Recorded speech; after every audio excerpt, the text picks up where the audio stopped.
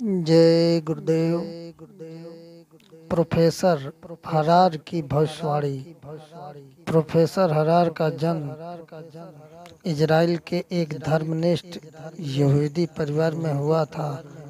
अपनी अचूक और शत प्रतिशत सत्य भविष्यवाणियों के लिए वे विश्व में विख्यात हैं। उन्होंने नवयुग आएगा संबंधित एक विचार गोष्ठी में अपने विचार व्यक्त किए थे। उन्होंने कहा, रात्रि का प्रथम पहर जब मैं प्रगाढ़ निद्रा में होता हूँ, स्वप्न में एक दिव्य पुरुष के दर्शन करता हूँ। किसी जलाशय के निकट बैठे हुए इस योगी के मस्तक में जहाँ दोनों भौवें मिलती हैं, मुझे अर्धचंद्र के दर्शन होते हैं। उनके बाल श्वेत शुभ्र वेशभूषा वर्ण गौर तथा पैरों में चर्म विहीन पाहन या पादुकाएं होती हैं। उनके आसपास अनेक संत सज्जन व्यक्तियों की भीड़ दिखाई देती है। उनके मध्य में जलती हुई छोटी बड़ी ज्वालाएं देखता हूँ। यह लोग कुछ बोलते हुए अग्नि में कुछ वस्तुएं छोड़ते हैं। उनके धुएं से आकाश छा रहा है। सारी दुनिया के लोग उधर ही दौड़े आ रहे हैं। उनमें से कितने ही कष्ट पीड़ित, अपंग और अभावग्रस्त भी होते हैं। वह दिव्य देह धारी पुरुष उन सबको उपदेश कर रहा है। उससे सबके मन में प्रसन्नता भर रही है। लोगों के कष्ट दूर हो रहे हैं। लोग आपस के राग द्वेष भूलकर परस्पर मिलजुल रहे हैं। स्वर्गीय सुख की वृष्टि हो रही है। धीरे धीरे यह प्रकाश उत्तर की ओर बढ़ रहा है और किसी पर्वत के ऊपर दिव्य सूर्य की तरह चमकने लगता है। वहां से प्रकाश की किरणें वर्षा के जल की भांति उठती हैं और सारे पृथ्वी मंडल को आच्छादित कर देती हैं। बस यही आकर स्वप्न का अंत हो जाता है। प्रोफेसर हरार का कहना है कि ऐसे किसी दिव्य पुरुष का जन्म भारतवर्ष में हुआ है। वह 1970 तक अध्यात्म क्रांति की जड़ें बिना किसी लोक यश के भीतर जमाता रहेगा और उसके बाद उसका प्रभुत्व सारे एशिया और विश्व में छा जाएगा। उसके विचार इतने मानवतावादी और दूरदर्शी होंगे कि सारा विश्व उसके कथन को सुनने और मानने को बाध्य होगा। जबकि विज्ञान सारे विश्व में से धर्म और संस्कृति को नष्ट करके चौपट कर देगा, तब वह धार्मिक क्रांति और सूत्रपात करेगा और लोग ईसा के जन्म से पूर्व की तरह अग्नि, जल, वायु, आकाश, सूर्य और नैसर्गिक तत्वों के उपासना के महत्व को समझने लगेंगे। भारत और इजराइल के युद्ध की घोषणा। अरब और इजराइल के युद्ध की घोषणा उन्होंने काफी समय पूर्व कर दी। उनका कहना था कि प्रारंभ की टक्कर बहुत जोरदार होगी। अरब का बहुत सा भाग छिन जाएगा, फिर जॉर्डन, सीरिया, मिस्र आदि मिलकर भी उसे वापस नहीं ले सकेंगे। पहली टक्कर में इजराइल की जोरदार जीत होगी, फिर छिटपुट युद्ध चलता रहेगा। सन 1979 में एक बार फिर जोरदार टक्कर होगी।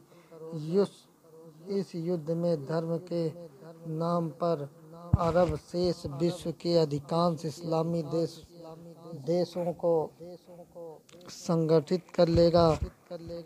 इजराइल, अमेरिका आदि की मदद से अरबों पर बुरी तरह से टूट पड़ेगा और इस युद्ध में मुसलमानों की जनसंख्या घटकर संसार के सभी जातियों से कम हो जाएगी। इस तरह इस्लाम संस्कृति का पूरी तरह अंत हो जाएगा। सन 1970 से 2000 तक तीव्र राजनीतिक परिवर्तन होंगे। ब्रिटेन, लंका, रूस, फ्रांस और भारतवर्ष में अप्रत्याशित रूप से सरकारें बदलेंगी। भारतवर्ष में भी युद्ध होगा। मित्र जैसे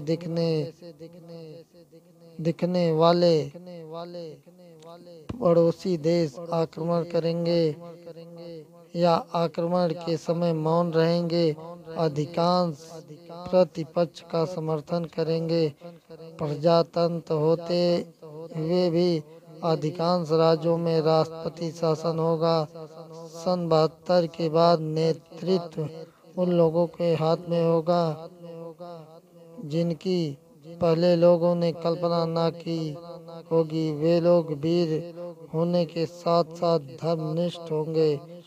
प्रोफेसर हरार के अनुसार रूस और चीन में जबरदस्त टक्कर होगी। चीन आणविक अस्त्र शस्त्रों से अतिरिक्त एक नई युद्ध प्रणाली जर्फ वार। इस युद्ध में दुश्मन देशों में बीमारी के कीटाणु फैला दिए जाते हैं जिससे तीव्र बीमारियां फैलती हैं और लोग बिना युद्ध के मरने लगते हैं की शुरुआत करेगा।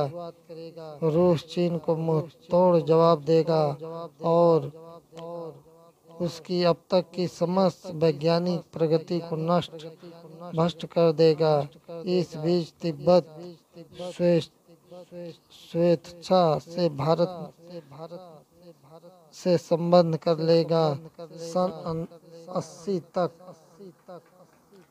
1980 तक सारे संसार की स्थिति विश्व युद्ध जैसी हो जाएगी।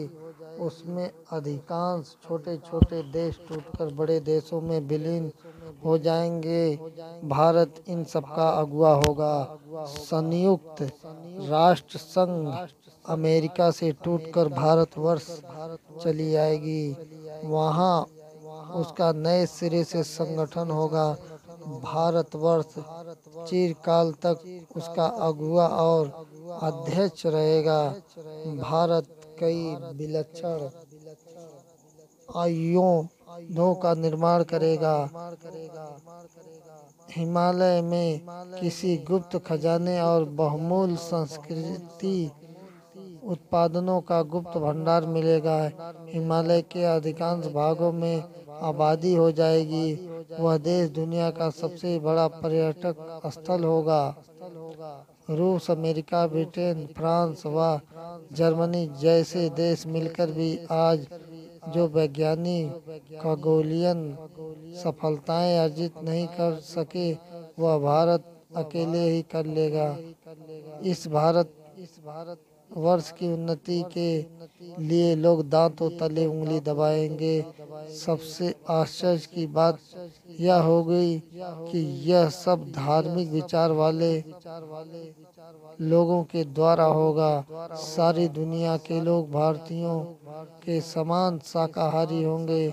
दुनिया में एक ऐसी भाषा का विस्तार होगा जो आज सबसे कम बोली व पढ़ी जाती है। जय गुरुदेव।